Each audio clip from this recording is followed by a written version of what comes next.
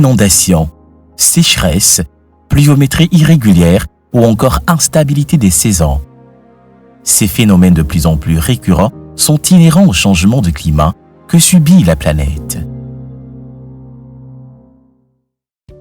Pour aider les pays en développement à faire face aux questions climatiques et venir à bout des besoins énormes en termes de trillions de dollars, un mécanisme financier a été négocié à la Convention cadre des Nations Unies sur le changement climatique, le Fonds vert pour le climat.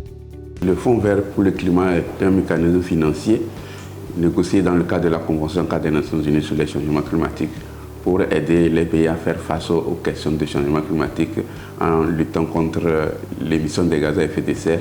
C'est ce qu'on appelle les actions d'atténuation et pouvoir accompagner les communautés à s'adapter aux effets néfastes des changements climatiques.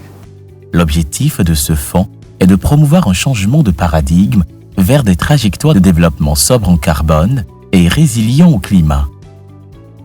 Pour ce faire, le Fonds vert pour le climat intervient dans 8 domaines stratégiques, dont 4 d'atténuation et 4 d'adaptation. Quand nous prenons l'adaptation, il est question là-bas de renforcer les moyens de subsistance des communautés.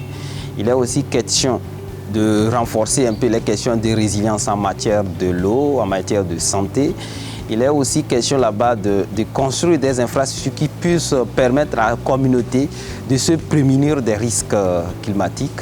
Mais il est aussi question de faire face aux écosystèmes, de protéger les écosystèmes et les services, l'ensemble des services que les écosystèmes aussi rendent aux communautés. Voilà un peu les 4 domaines d'intervention du Fonds vert dans le domaine de l'adaptation. Mais quand vous prenez le domaine de l'atténuation, là également, c'est d'aider les pays à monter des projets qui sont de nature à les permettre de réduire les émissions dans le domaine des énergies. Donc, tout ce qui est énergie propre, le Fonds vert intervient là-bas, ce qu'on appelle énergie renouvelable. Il y a également dans le domaine du transport propre. Le Fonds vert aussi intervient dans le domaine du transport. Le Fonds vert également intervient dans le domaine de la planification des villes et là on parle d'efficacité énergétique, tout ce qui concerne les bâtiments, comment planifier le bâtiment pour réduire les émissions, pour qu'en termes de consommation d'énergie on ait des gains. Le Fonds vert aussi intervient dans ce domaine. Et le dernier point qui concerne l'atténuation, c'est un peu la foresterie et la gestion durable des terres. Donc c'est de créer des puits de séquestration de carbone dans tous les domaines possibles et aussi bien dans aussi la question de gestion, de récupération des terres pour pouvoir séquestrer davantage le carbone. Pour accéder au financement du Fonds vert pour le climat, le pays porteur du projet doit être éligible à ce mécanisme financier, c'est-à-dire que le pays ait déjà participé à la Convention cadre des Nations Unies sur les changements climatiques, mais aussi qu'il ait mis en place un cadre institutionnel où un point focal est désigné pour interagir entre le fonds et le pays. Une fois éligible, le pays peut monter un projet ou programme et le soumettre à l'approbation du conseil d'administration du Fonds vert pour le climat.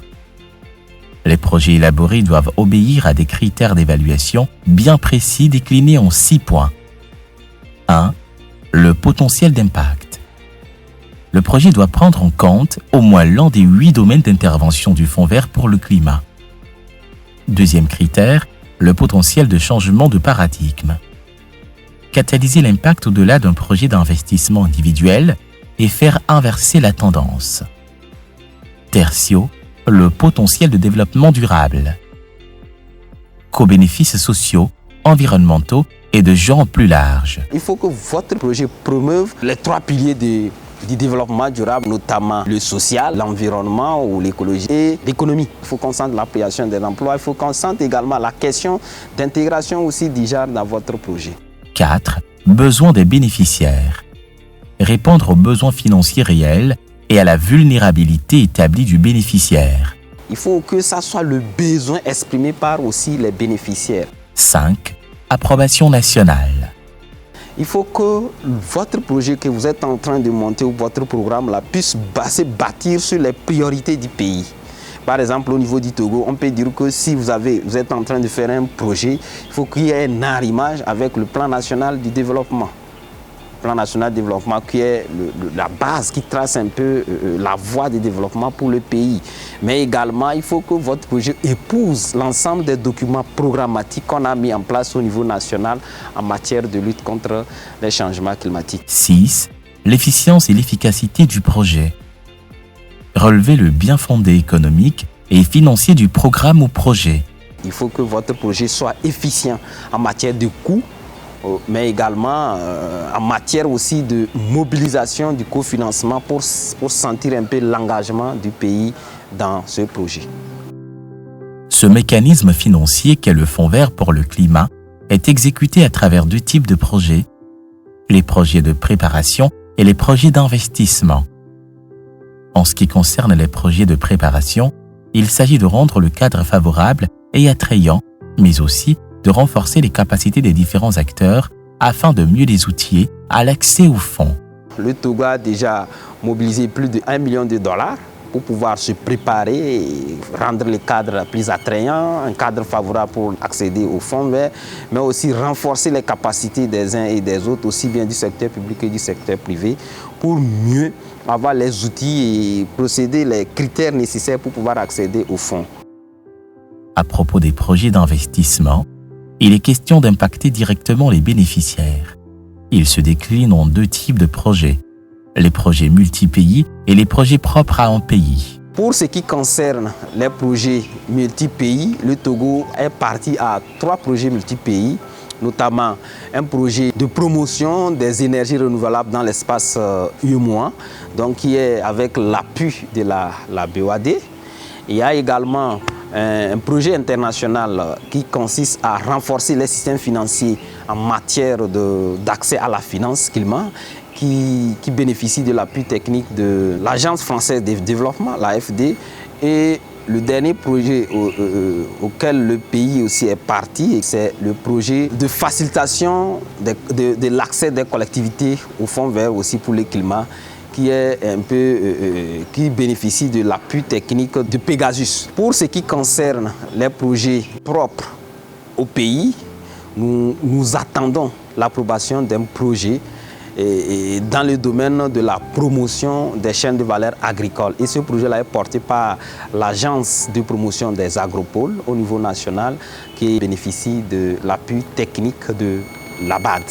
Le Fonds vert pour le climat étant un nouveau concept, il n'est pas rare de rencontrer au niveau des acteurs concernés certaines insuffisances, entre autres l'insuffisance des capacités techniques en matière de développement des projets, l'insuffisance des données de qualité convaincante ou encore les difficultés liées à la mobilisation du cofinancement. Au-delà de tous ces défis à relever, le Fonds vert pour le climat constitue une réelle opportunité à saisir par les pays en développement afin de renverser la tendance climatique. Toutes les populations togolaises font face aux effets des changements climatiques. Depuis un certain temps, nous enregistrons des inondations récurrentes. Nous enregistrons des sécheresses et beaucoup de feux de végétation qui sont liés à l'assèchement précoce de la végétation et ça cause des dégâts énormes. Donc c'est une opportunité pour qu'on puisse d'abord réparer ce que nous avons causé comme tort au climat et nous préparer à ne plus amplifier les effets de cette dégradation climatique. Il faut souligner qu'au niveau national, dans le cadre des subventions du Fonds vert pour le climat, il a été mis en place un cadre institutionnel pour coordonner le processus d'accès aux fonds. Dans ce cadre, il y a un comité qui a été mis en place et ce comité-là est épaulé par un secrétariat permanent que nous appelons l'autorité nationale désignée. Et au sein de l'autorité nationale désignée, il y a un point focal. Et donc, tout s'interagit avec le point focal et tous les projets que nous avons au niveau national, avant qu'on ne délivre ce qu'on appelle la lettre de non-objection, le comité la siège pour donner son avis avant que nous ne délivrons la lettre de non-objection. Et donc cela a été aussi fait à base de la subvention que nous avons bénéficié du Fonds vert pour le climat en mettant en place ce qu'on appelle un manuel de procédure de délivrance de la lettre de non-objection. Et donc nous invitons toute entité porteur d'une initiative qui va dans le cadre de la lutte contre les changements climatiques de s'approcher de la direction de l'environnement pour pouvoir commencer par développer son projet. Nous avons la possibilité de les mettre en contact avec les entités accréditées pour pouvoir maintenant soumettre, développer et selon les normes son projet et soumettre ça à l'approbation du Fonds vert pour le climat. Rappelons que le Fonds vert pour le climat est le mécanisme international le plus important dédié à la lutte contre les changements climatiques. Il finance la mise en œuvre des projets climatiques de 0 à plus de 250 millions de dollars.